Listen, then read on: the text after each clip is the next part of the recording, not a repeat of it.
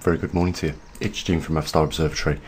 I'll share with you guys a few things that are going through my mind, and maybe a bit later on in the video you might be able to get some perspective out of it for yourselves, because I'm sure these questions go through your mind.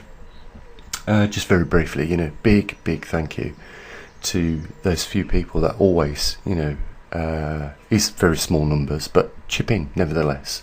We can have 6,000 people view this video today, and less than 5 will actually chip in a few bucks, and that is one of the things, this complacency that we're going to talk about in this video. You might be wondering why we're looking at a church.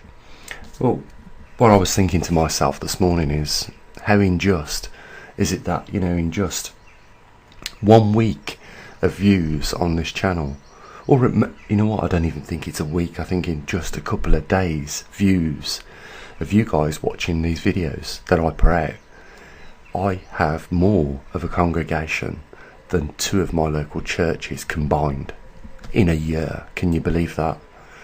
So there is an ability to reach out to people around the world doing these videos, but it's not like I suppose the churches do, even though they're very small numbers, reach out to everybody in their local community. Things have changed, and changed on a grand scheme, and it's mainly, I feel, and I'm going to just show you a few things, really important things, in the next few minutes, so it's well worth you bearing around for that time if you can afford it. I mean, it's just a couple of minutes of your day, and you'll see where I'm coming from, because we are very complacent in this day and age, and we are allowing ourselves to be pacified by some very serious anomalies that are taking place and issues all around us.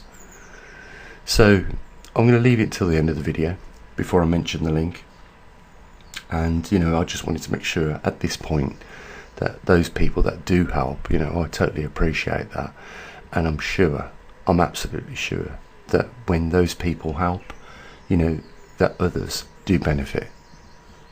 Let's get on with the video. So what we're looking at here is the progression of the magnetic North Pole migrating over the Northern Hemisphere for the last 120 years. And just to briefly cover what's been going on, since 1900 to 1990, 500 miles was covered. Since 1990 to the present day, virtually another 1,500 miles has been covered. And you can tell from those 2 numbers that things have sped up quite remarkably. And the main thing is that the magnetic North Pole on our planet is migrating for the first time. If we're talking about excursions 12,000 years ago, if we're talking about completed reversals, we're talking 170,000 years. And there are lots of implications that we've discussed, but we won't go into large detail here. The main point is that this is happening. Nobody's doing nothing about it. We know what the implications of a Earth or a planet that goes through a magnetic reversal has to undergo, and not just undergo for its climatic points, but also for the biodiversity in which live on that planet at that time of a magnetic reversal. And from what we've worked out, just again very briefly, we know that an increase in cosmic rays leads to an increase in cancer rates. An increase in cosmic rays also leads to cardiac arrhythmia failure, and that is without going into any detail with regards to the effects that are taking place with regards to climatic events on our planet. I'll just mention one: the polar jet streams mixing with subtropical jet streams, both over northern and southern hemispheres. So that's just to round things up very briefly, so that you first of all know that this thing is real. Even the organisations like NOAA, the European Space Agency, NASA, all agree on this is taking place. Yet what has been done in any forms of preventative measures to reduce the risk to the biodiversity or climate? What has been prepared in place of this anomaly that is actually taking place by any of these organisations? And you know what, just don't please go pointing the finger at these organisations, because you have to first of all, protect yourselves. So, I want to ask, what have actually you done for yourselves, knowing that this event is very serious, is taking place and is real? What have you done? Okay, just want to move on to another anomaly that's taking place right now. So on to the second anomaly that is taking place, and you can see very clearly from this chart you're looking at on the right hand side where the 0 is, just above that you can see our current time in this cyclical event that takes place every 100,000 years. And what I'm talking about is the returning to a glacial period. Without a doubt, this is largely accepted by most well-to-do scientific organisations, and even though it is not talked about very much on the mainstream media from these mainstream organisations, it doesn't mean that this is not taking place, because it very well is. And we've talked about the implications of the thermocline as our orbit of our Earth changes from a more spherical orbit to an elliptical orbit, and this 100,000 year cycle is known as the Milankovitch cycle. This has been understood for many decades, and it is now widely accepted and becoming more accepted that we could possibly be 6,000 to 8,000 years into the next cycle. If you can hear the cat in the background, it's not because she's hungry, it's because the little terror is looking for a boyfriend. She's on eat, so I'm having to keep her indoors at the moment, so that's a little distraction. But this event is absolutely taking place, and again the question is, people complain that the government have way too much control in our lives, but what have you done to counter the measures of this event, let alone the magnetic pole reversal that we was talking about? Because this leads to dramatic changes on our climate and our planet. Just because we haven't experienced, any of us that are here today, a return to a glacial period doesn't mean that it doesn't exist. Just like I was talking about, the impact craters on the moon are more visible than what they are on the Earth, because the Earth is very good at covering things up with vegetation and water erosion. Doesn't mean that we have not been impacted any less by meteorites and big comets in our history of the Earth. These things do come about, and we are at this present time faced with just these two that I've talked about. But these aren't the only two scientific events or scientific anomalies that are reoccurring. There is a third, and we'll get to that right now.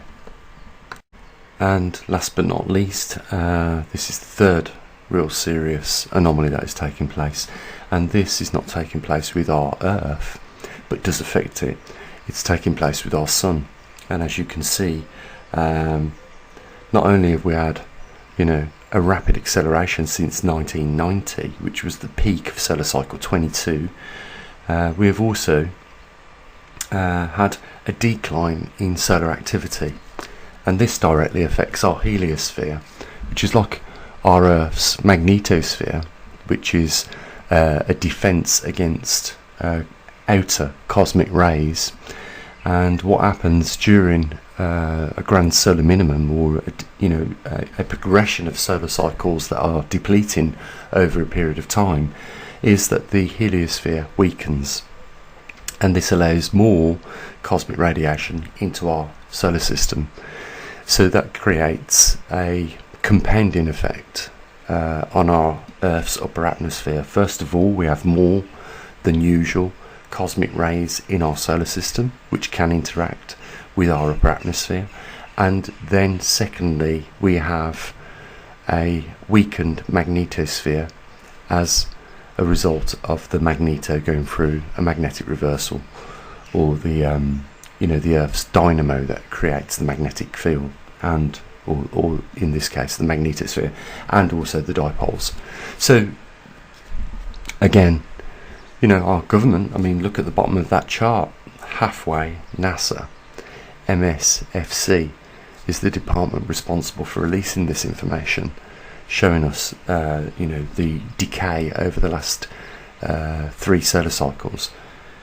It's following suit, by the way. We're about 2 years away from the next peak of the solar cycle, but the implications are that we already know. And I will show you a chart that NASA have released, or one of these organisations have released, but not talked about it. And I think it's really important that we do, because what the chart shows clearly is that solar cycle 24 was not even strong enough at even solar maximum to drive away our Earth's magnetosphere. Our primary protective field was not strong enough to drive away those inbound cosmic rays into our upper atmosphere.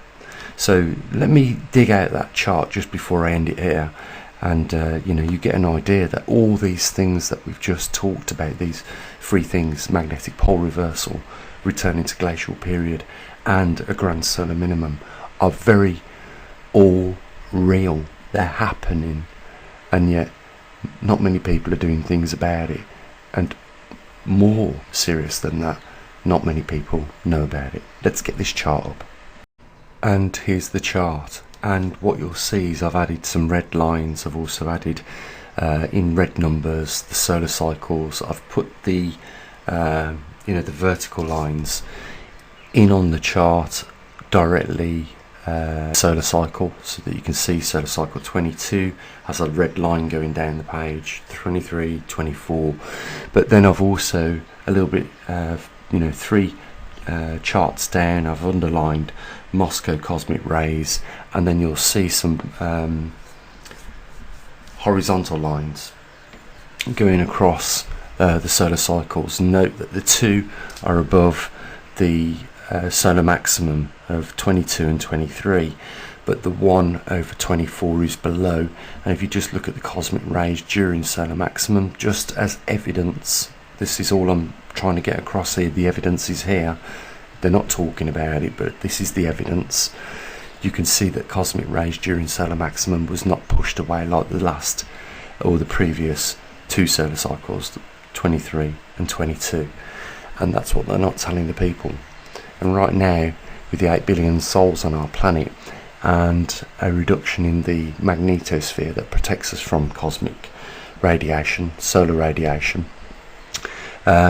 we are susceptible to another 20 to 25% risk factor in getting either cancers or having a heart attack due to cardiac arrhythmia failure caused by inbound cosmic rays. And that is just setting aside really what is taking place with our climate and how much has been an influential effect with just that in its own right. So we've admitted that for now. We're just talking about the effects mainly to do with human beings. But this is the bigger point here is I've showed you 3 things that are very, very serious, and for some reason not being paid very much attention to by any of the world leaders or their organisations. It's really, when you think about it, a real terrible time that we're all living in, because not only are they complacent not to tell us and drum this into people, we're doing it to ourselves, because those that know about this are still allowing, in the hottest part of the day when the sun is at its maximum, they're allowing their kids to play out in it for hours on end. Now the thing is, we used to, when we was children, if you're of my age, I'm around about 50, I am actually 50, or older, you remember playing out in these summers. And the good thing about that is that we wasn't subjected to a massive reduction in the magnetosphere. We could do it, but if you go out today, something isn't right. You don't have to spend very long out in the sun before you actually feel the effects of the burning taking place. So, you know, it's like being out there for a whole day, but you get that whole day's worth of radiation now in 20 minutes or less. And, you know, people are very complacent to it. But there's a lot of damage taking place, not just to human beings, but to the biodiversities across the range. But the main factor is, what are you doing about it? You know, people in the comment section will say that the governments have way too much influence on our daily lives. You know, that might be the case. I'm not arguing that. What I'm arguing is, now that you are aware of at least 3 major anomalies, what are you doing about it? And for a lot of people that watch this video, I pretty much know the answer to that. It's just that, you know, they've got to look in the mirror and try and convince themselves that they're not lying to each other or to themselves. We are probably the only observatory trying to, you know, bring this across to people, the importance of these topics that we've discussed in this video. And, you know, I say it every day. There's a link down there if you want to help support. Why wouldn't you? You just haven't, you can't afford a couple of minutes to fill out that donate card when you click the link. Well, if you're that complacent, then, you know, I sort of get an idea as to how you're going to deal with some of these coming crises. Because, you know, you've got to be motivated in this world, and you've got to be optimistic. But, you know, if you can't motivate yourself and you're very pessimistic, then you know what to expect, don't you? Okay, I'm going to round it up here. There's a link down in the description. Let's see if more than 5 people, or, you know, let's see if we can get 10 people, you know, to chip in a few bucks for this. Isn't it worth it? Where else are you going to get this information from? At the level that we deliver it. How many facts have we put across the table to, you know, demonstrate this is real, it's happening? As always, guys, you take care of your loved ones. That's what I usually do. Bye for now.